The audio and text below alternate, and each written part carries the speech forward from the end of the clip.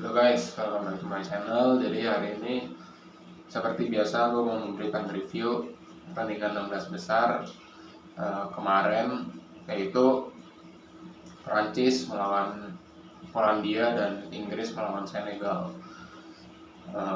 Prancis menang dengan skor yang kita sudah tahu 3-1, dicetak oleh Olivier Giroud di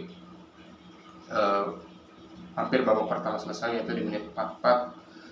Terus 2 gol dicetak oleh Mbappe di menit 74 sama 91. And by the way, nice goal buat Mbappe.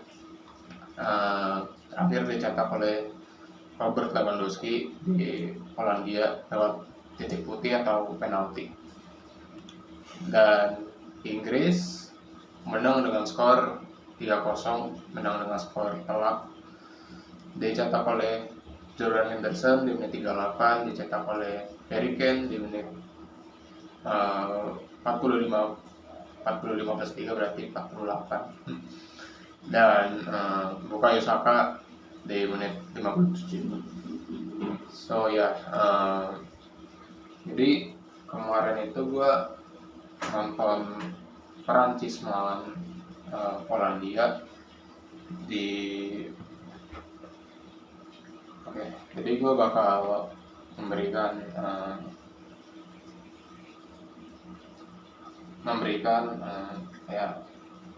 analisis pertandingan kemarin. Jadi kemarin itu ya Prancis menggunakan pola 4-2-3-1.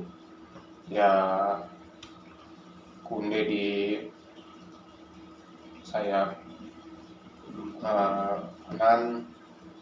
kanan, Theo Hernandez di kiri, Upamecano Varane, duanya ada Tchouaméni Rabiot.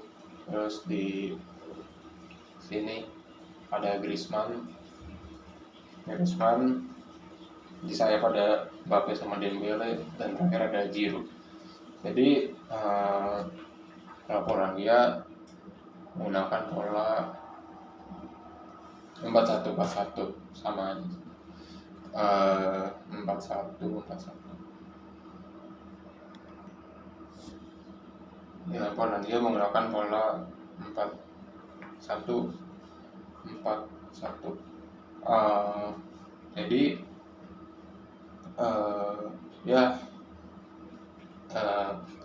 secara kualitas pemain pasti Prancis lebih unggul dan lebih layak diunggulkan gitu ya, karena pas Prancis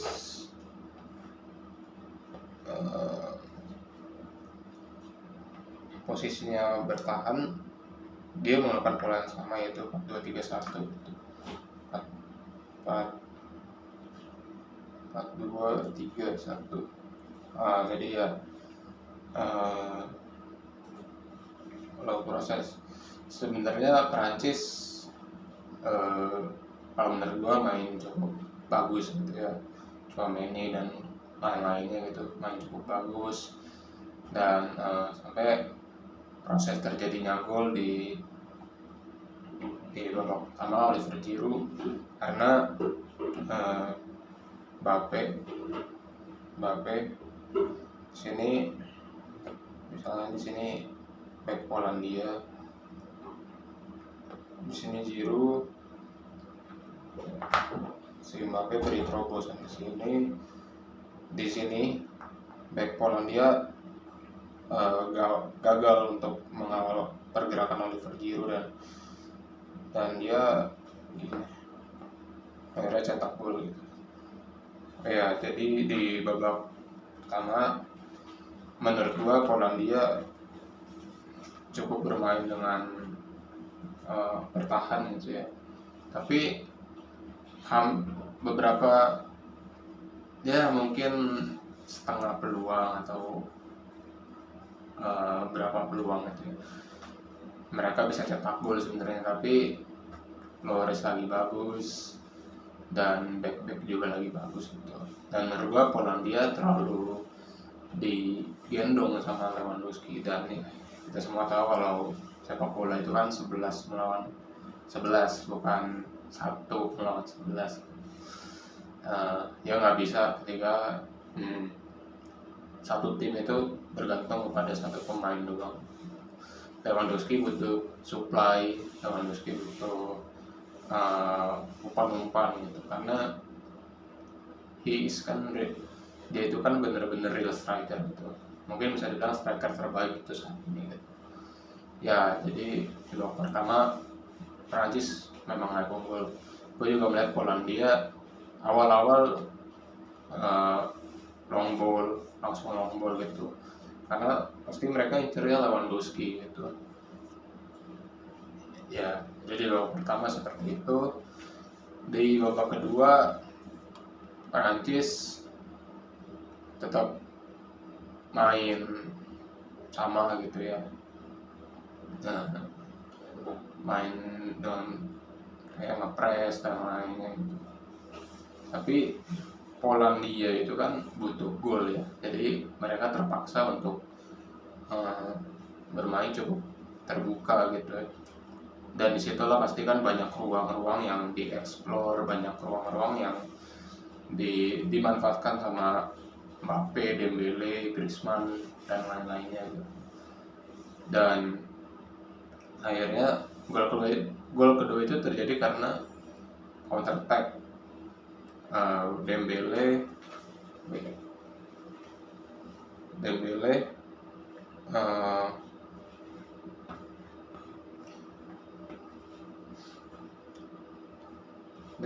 beri umpan ke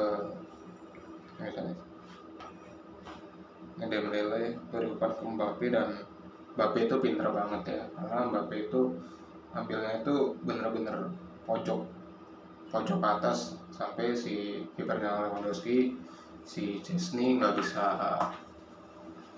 menangkap karena pojok banget, pojok kiri atas. Ya gol ketiga menurut gua lebih ke skill individunya Mbappe di situ. Ya dia cetak gol juga, nice goal banget sih, karena ya dia salah satu penyerang terbaik saat ini. Jadi ya Polandia mendapatkan penalti karena Upamecano handball gitu. Jadi ya menurut gua di babak pertama, di babak kedua Perancis lebih layak unggul, Perancis lebih layak lolos untuk ke babak 8 besar gitu atau quarter final, karena Polandia terlalu tergantung sama Lewandowski. Jadi di match kedua yaitu England atau timnas Inggris bermain dengan pola ya 4-3-3. Kalau Walker di sayap kanan, John Stones, Harry Maguire jadi center back ya biasa, Luke Shaw di sayap kiri, Henderson, Declan Rice, Jude Bellingham, Bukayo Saka, Harry Kane, Phil Foden. Ya gue melihat bahwa Jude Bellingham ini sangat berbakat gitu ya, masih muda banget, masih umur berapa tahun, sangat berkontribusi buat timnas Inggris gitu. Jadi kalau gue melihat gitu ya, di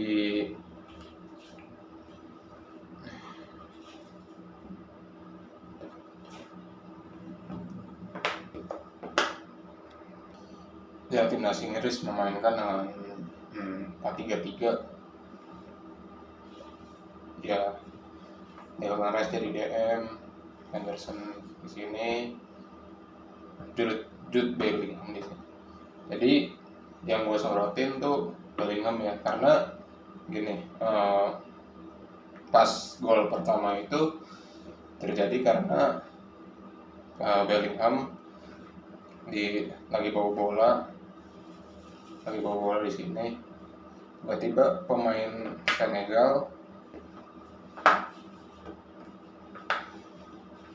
itu tuh kawal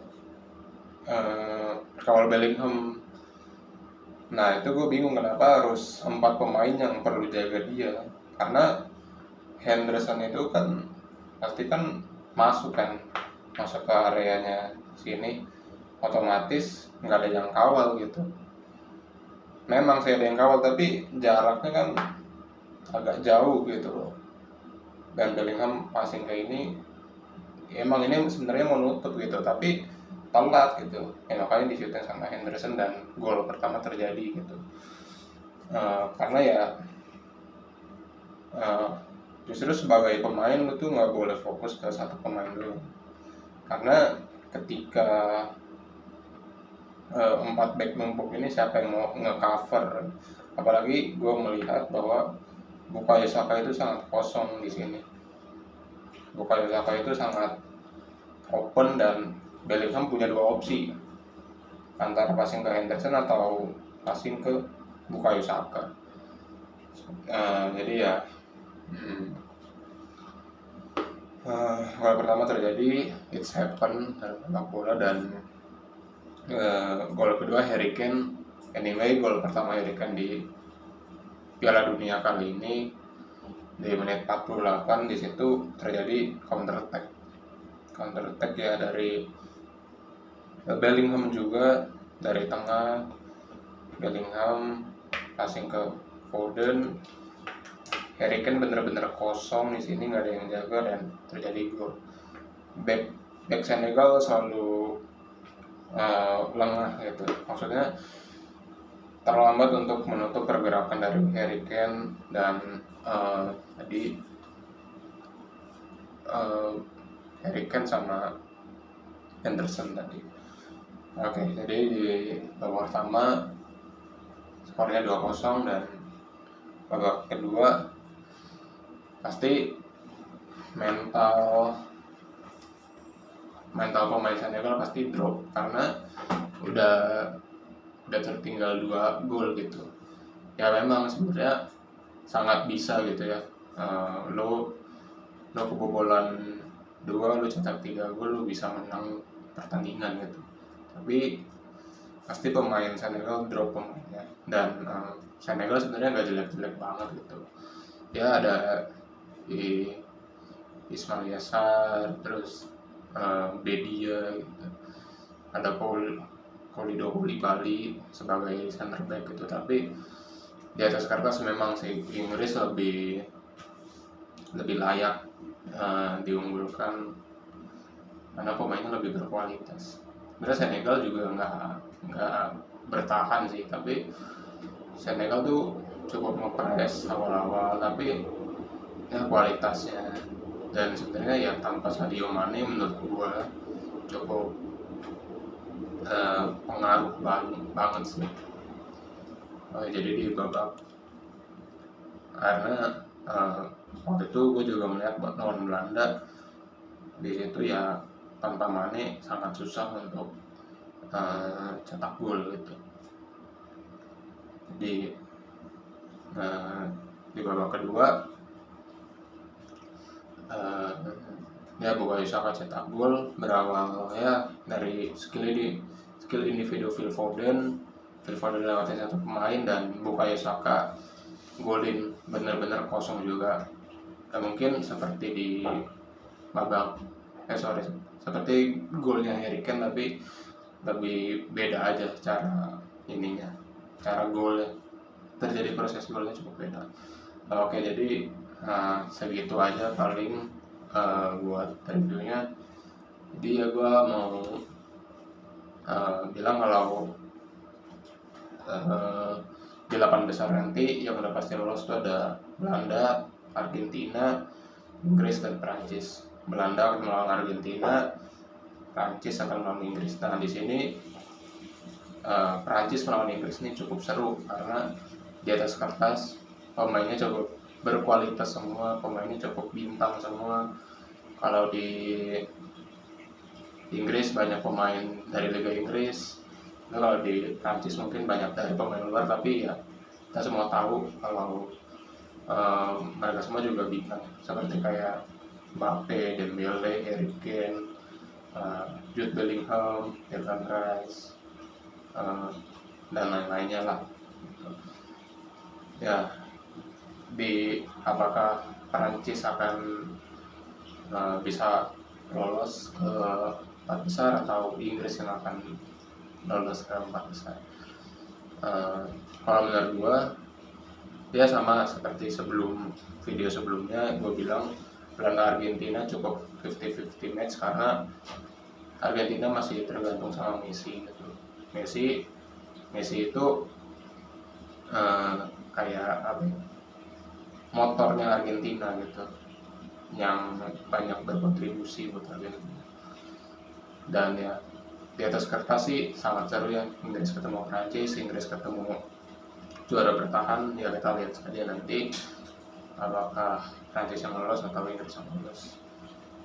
Ya kita bisa melihat Jude Bellingham dan Mbappe, apakah kita akan menikmati pertandingan apa enggak. Oke guys, paling segitu aja video dari gua. Thanks for watching. Salam sepak bola.